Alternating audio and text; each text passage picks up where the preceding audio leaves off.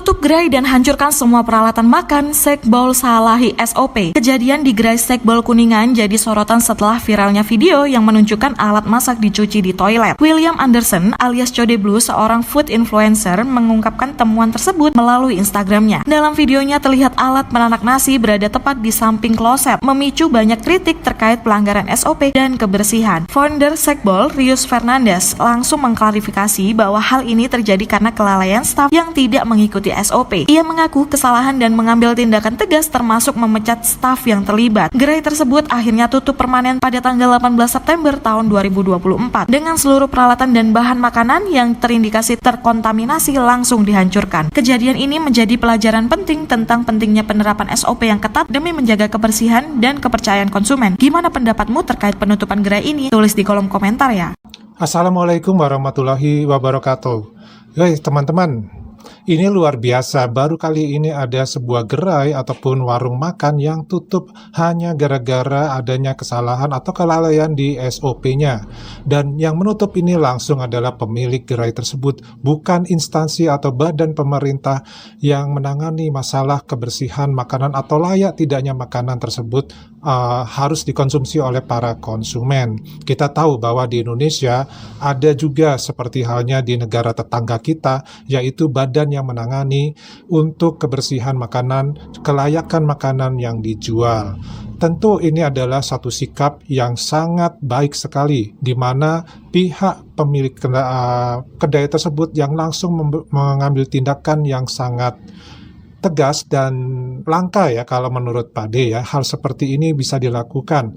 Nah, ini adalah salah satu kesadaran yang luar biasa dari pemilik kedai tersebut, dan juga tidak perlu ditegur, tidak perlu didatangi oleh petugas kesehatan untuk bisa melakukan introspeksi diri.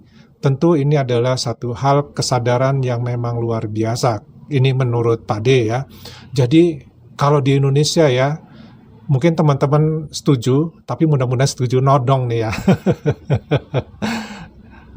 Orang-orang Indonesia ini sudah sadar dan memang nilai ataupun tingkat kesadaran untuk kebersihan makanan bagi konsumen ini sudah sangat tinggi. Jadi tidak diperlukan pegawai kesehatan atau penguji makanan konsumen yang harus datang untuk bisa menyelesaikan masalah yang seperti ini. Beda dengan di negara tetangga kita. Ketika terjadi kasus-kasus seperti ini, bahkan ada makanan yang ada uletnya, ini true ya, karena ada beberapa video yang Pak D bikin juga yang berhubungan dengan makanan yang berulat, itu sampai ditegur ya, sampai didatangi, sampai diberikan surat peringatan beberapa kali, kedainya itu nggak tutup-tutup. Nah, kalau di Indonesia ini beda, luar biasa. Petugas kesehatan, balai kesehatan ya, belum datang, belum menginspeksi apa yang terjadi. Dengan kesadaran sendiri, pemilik kedai melakukan hal yang memang perlu dilakukan. Cuma ini sangat berani. Artinya apa? Sampai menutup kedainya. Bayangkan, bukan hanya sekedar membuang makanannya, bukan hanya sekedar memecat karyawannya, bukan hanya sekedar memperbaiki situasi dan SOP-nya supaya bisa berjalan dengan baik, dengan dipastikan lebih pasti lagi, tapi kedainya juga ditutup. Ini tentu kan sangat berisiko ya, tapi karena menghargai pelanggan ya, akhirnya ini dilakukan. Nah, bagaimana dengan negara tetangga kita? Ya, Pak dirasa tidak akan berani melakukan hal yang seperti ini ya, karena diperingatkan oleh Badan Kesehatan Malaysia sendiri, toh tetap kedai-kedainya buka walaupun sudah menyalahi peraturan tersebut, bahkan ya tetap mengulangi hal tersebut. Nah, bagaimana nih menurut teman-teman? Ya, tapi sebelumnya ini Pak Di coba tampilkan beberapa komentar dari warganet ya. Coba kita baca. Yang pertama, nanti kalau terima pelamar kerja, tolong diuji kebersihan dan kebiasaan dia hidup di lingkungannya. Coba lihat itu kloset WC sampai dekil kayak gitu. Itu artinya semua karyawan tidak peduli sama kebersihan.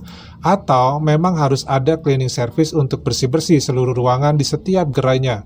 Kebersihan itu nomor satu untuk usaha kuliner. Ya, itu betul sekali ya. Ini jelas karyawannya memang tidak punya rasa kebersihan di dalam kepribadiannya ya. Kalau di rumah dia biasa bersih-bersih, pasti inilah merasa apa ya, jijik ya ngelihat situasi seperti itu. Apalagi nanti kamar mandi tersebut atau WC-nya digunakan oleh pelanggan. Ya pelanggannya begitu masuk, keluar langsung pulang, nggak akan mau dia makan di situ lagi ya. Apalagi misalkan sekelas dengan warung makan yang modern seperti ini ya, hampir sama dengan restoran. Yang berikutnya, owner memang jaga nama, staff lainnya gimana? Gimana ya? Apa satu outlet dipecat semua atau di rolling ke cabang lain? Nah, kalau pemikiran Pak D, owner ini kan orang yang baik, nggak mungkin lah dia tidak memikirkan karyawannya yang lain yang memang bekerja dengan baik ya. Mungkin dia mempunyai beberapa cabang outlet atau bisnis yang lain dan mungkin bisa dipekerjakan di sana. Mudah-mudahan seperti itulah gambarannya ya. Yang berikutnya, masa toilet sampai sekotor itu, apa nggak dibersihkan? Banyak orang kerja, masa nggak dibersihkan? Apa nih, mungkin bagian yang bersih-bersih itu kan pasti ada. Seharusnya memang seperti itu ya, kalau kelasnya sudah modelnya warung seperti ini ya. Harusnya ada bagian bersih-bersih. Yang berikutnya, apakah ada ganti rugi yang pernah memakan di sana? Kalau kualitasnya dicuci di tempat WC kan sudah pernah makan kena itu. Ya itu sangat sulit ya untuk bisa melakukan ganti rugi kepada siapa. Bagaimana untuk mengetahui bahwa dia pernah makan di situ? Ya, apakah notanya masih disimpan? Kalau notanya masih ada membuktikan bahwa dia pernah makan di situ, mungkin it's okay ya. Tapi ya, Pak dirasa sih para pelanggan sebelumnya juga pasti inilah tahu ya situasinya, dan kita kan rakyat Indonesia suka memaafkan. Kalau yang sudah ya sudah, yang penting ya kedepannya kan sudah jelas nih tindakan yang dilakukan. Yang berikutnya, manajer outletnya gimana Pak? Kerja apa? Cuma jadi tempat nongkrong. Nah ini bisa aja manajer dari outlet itu yang bermasalah juga ya. Yang berikutnya Pak Bos, Bu Bos, harus adakan sidak, bawa senter and sarung tangan. Kayak di kapal pesiar itu loh, karyawan sering ngawur kalau tidak disidak. Jadi bos jangan asal terima laporan. Turunlah ke lapangan, semoga sukses ke depannya. Ya, itu mungkin SOP-nya sudah ada ya. Kemudian ada orang yang dipercaya untuk melaksanakan SOP tersebut. Sementara si bos ini ya mungkin big boss ya, artinya dia mempunyai banyak bisnis atau usaha sehingga tidak bisa mengawasi satu persatu ya, makanya dia mempekerjakan orang lain untuk melakukan pengawasan. Ya nggak mungkin juga yang namanya di toilet ya itu dipasang CCTV ya. Yang berikutnya, waduh, hilang sia-sia uang bosnya gara-gara karyawan nggak jelas. Susah memang kalau manusia nggak punya otak bila kerja. Ya ini yang namanya pekerjaan. Orang bukannya bersyukur mendapatkan pekerjaan sementara orang bisa menggantikan pekerjaan dia dengan lebih baik mengerjakannya gitu ya. Tapi ya si bos ini ya namanya kemungkinan orang berduit ya. Mungkin bagi dia rugi sedikit itu tidak apa-apa, yang penting konsumen merasa puas, konsumen merasa bahwa keluhannya ditanggapi dengan baik dan si bos berani ambil resiko. Dan Pak D yakin si bos ini kan duitnya mungkin nggak cuma sedikit ya, tapi ya lumayan. Artinya apa? Tidak sampai mengganggu perekonomian kehidupan dia, tetap jalan. Beda dengan orang yang miskin ketika usaha, dagang misalkan, ketika dia tidak berhasil menjual, kemudian mengalami kerugian, maka dia susah untuk bangkit. Ya, itu bedanya antara pemilik kedai orang berduit dengan pemilik kedai orang yang tidak berduit. Di situ bedanya. Yang berikutnya, yang salut sih ownernya rela hancurin alat masak dan sisa-sisa makanannya yang menurut gua belum tentu terkontaminasi, tapi salutlah sama ownernya mau terima kritikan dan tidak bebel dengan kritikan. Ya memang harusnya seperti itu ya. Oke, yang berikutnya apa nih? Kode blue dapat foto dari mana itu? Wah, nggak tahu apa ini maksudnya. Dapat foto apa ya? Yang berikutnya, itu nggak mungkin 1 minggu cleaningnya, pasti itu sudah berbulan-bulan dan nyucinya pun pasti sudah lama. Ya bisa aja seperti itu kasusnya ya, cuman baru ketahuan ya sekarang ini gitu. Yang berikutnya, emang jorok nih berarti restorannya, makanya saya jarang beli makanan di restoran, takut nggak bersih. Saya juga biasa jualan, tapi dapur tempat masak peralatan nomor 1 harus bersih, karena saya sendiri nggak suka kotor. Cocok ya, Padi juga pernah jual makanan ya, dan kebersihan itu nomor 1 yang harus diperhatikan benar-benar, selain dari kualitas bahan makanan yang kita gunakan untuk ditawarkan ke konsumen. Yang berikutnya, rebranding nggak ya nanti, kirain di akhir video ada kelanjutan. Ya nggak tahu ya, mudah-mudahan dia rebranding atau melakukan hal yang lainnya. Yang berikutnya, untung belum pernah nyobain, alhamdulillah. Ada yang merasa beruntung, mungkin dia rumahnya dekat situ ya. Kemudian, bagus itu juga yang dilaksanakan di Malaysia. Bukan apa kita berjualan harus bersih, kita jual makan, tengok klosetnya saja sangat kotor, jijik yang lihat, apalagi itu nasi sangat bagut apa itu, bila si pegawai dipecat karena tidak mengikuti SOP. Ya di Malaysia memang aturannya bagus ya. Cuman ini kan dari pihak penjual ini yang tidak mempunyai respect yang dicontohkan oleh warga Indonesia ini ya. Makanya Pak Ade kan berkata, ada nggak sih di sana yang berani seperti ini gitu loh, nggak nunggu harus pengawas kesehatan datang ya setelah konsumen melakukan kritikan, langsung saja diperbaiki kualitas layanan, kualitas bahan makanan, kualitas penyajian, ataupun mungkin hal-hal yang lainnya. Nah itu maksudnya ya. Memang kadang itu tadi SOP itu bagus ya, tapi pelaksanaan itu memang perlu adanya pengawasan. Kemudian dari pemerintah sudah memberikan acuan-acuan, standar-standar dan peraturan yang bagus. Tetapi itu tadi para pelakunya ini. Nah, makanya Pak Ade bilang hebat ya, ownernya ini ya, mampu melakukan di luar nalar kalau menurut Pak Ade. Ini tingkat kesadarannya sangat tinggi. Ya, inilah rakyat Indonesia. Yang berikutnya, gegara hal yang sepertinya sepele tapi sebetulnya sangat besar, dampak besar sampai segitu dampaknya, sangat merugikan bisnis owner. Semoga bisa membangun lagi usaha kulinernya dengan standar kesehatan, keamanan, dan kenyamanan. Ya ini tentu saja adalah satu kritikan yang membangun bagi ownernya ya, bahwa dia pun tetap dalam waktu tertentu harus terjun langsung, jangan percaya dengan orang yang dipercaya. Yang berikutnya, sangat setuju banget tempatnya mewah, tapi dalamnya jorok, tutup saja selamanya. Oke. Yang berikutnya, kadang dari orangnya masing-masing juga sih, kalau udah terbiasa jorok, malas ya ke bawah kemana-mana, jadi ya disepelein. Harusnya udah tahu cara kerja. Susah kalau benar-benar mau kerja yang serius, ikut aturan tempat kerja. Pedagang-pedagang di jalanan juga, kalau nggak resik, pada malas beli dagangannya. Ya benar, itu yang dimaksud ya. Makanya pedagang-pedagang jalan kan apalagi lebih terbuka ya tempatnya ya, dapurnya pun kelihatan langsung gitu ya. Dari situ bisa dipantau bagaimana tingkat kebersihannya. Orang nggak mau beli di tempat-tempat yang kurang bersih ya. Yang berikutnya, ini baru owner, lebih baik korbanin satu outlet dan pecat karyawan yang terlibat. Ya betul. Kloset itu emang nggak pernah dibersihkan. Masa selama ini nggak tahu kalau kloset sekotor itu? Ya nggak mungkin nggak tahu ya, karena kan dipakai. Itu nggak menyalahi SOP lagi, tapi jelas ketololan. Bukankah toilet itu beda ruang sama ruang masak? Ya jelas ya, itu ada perbedaannya. Ya itu tadilah faktor orangnya sebenarnya ya. Kemudian astagfirullah sampai seperti itu, apa nggak pernah dicek sama ownernya?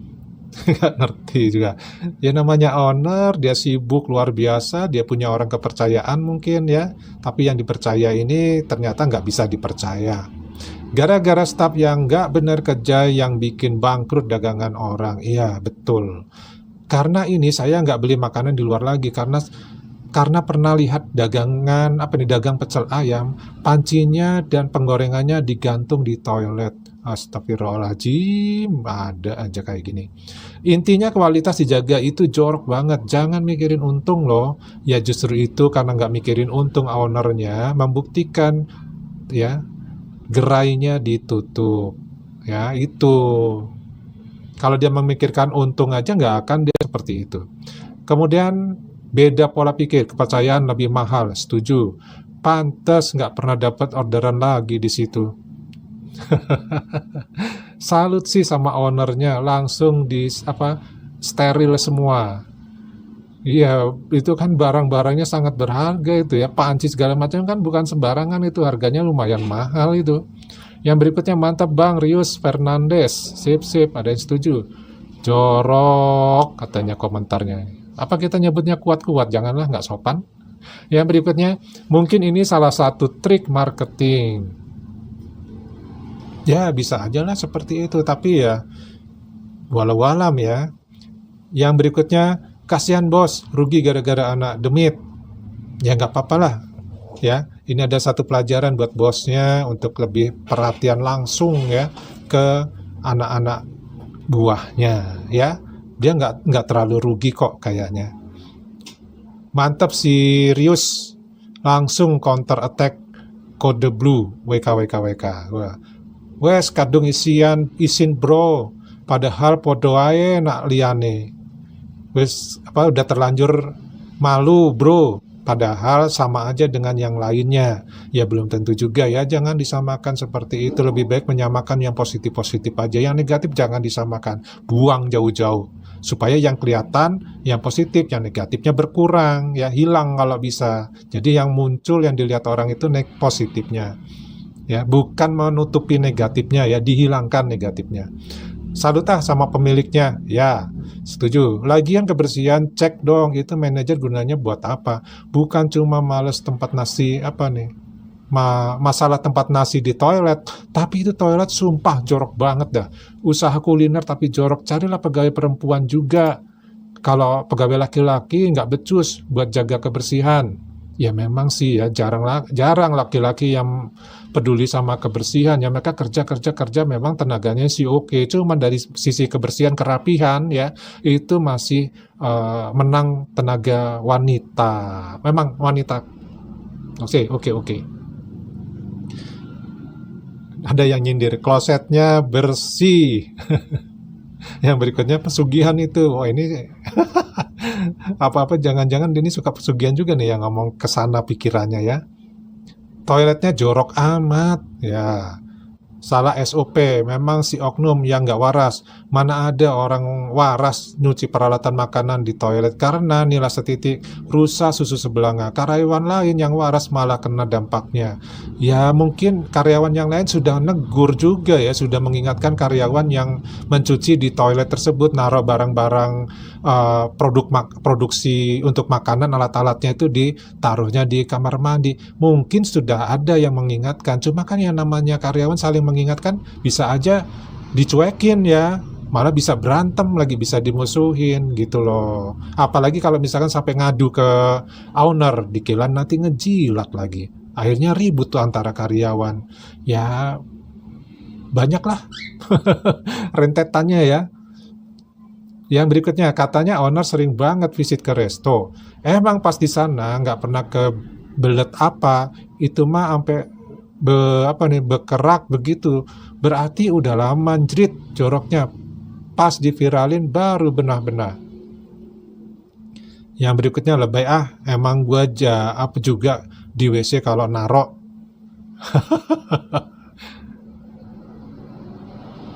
Emak gua juga di WC kalau narok, ya pantes lah itu. Kotor banget, nggak kebayang sih. Biarpun makanan yang kita beli di luar juga nggak tahu bagaimana kebersihannya. Memang pelanggan aman ya, kita masak sendiri, paling aman masak sendiri. Cuman aku nggak tahu kok bisa ya karyawan bisa naruh di situ. Padahal tempatnya kotor banget. Harusnya kalau nggak ada yang tugas bersih-bersih, dipiket aja, bergilir siapa yang hari ini bersihin, besok siapa. harus bisa jaga kebersihan dimanapun karena kamu tinggal. Karena aku sebagai muslim meyakini kebersihan sebagian dari iman kita sebagai hamba Allah. Kenapa kita tidak mau sholat wajib buat berwudu? Entah harus mandi juga, tapi harus kondisi bersih. Tapi orang yang mencintai agamanya pasti tidak suka dengan hal-hal jorok dan kotor. Iya sih, benar juga ya. Ya memang harus begitu kalau kita memang muslim gitu kan. Ya minimal apa ya, wudhu itu kan satu ajaran gitu loh, bahwa kita itu harus selalu bersih.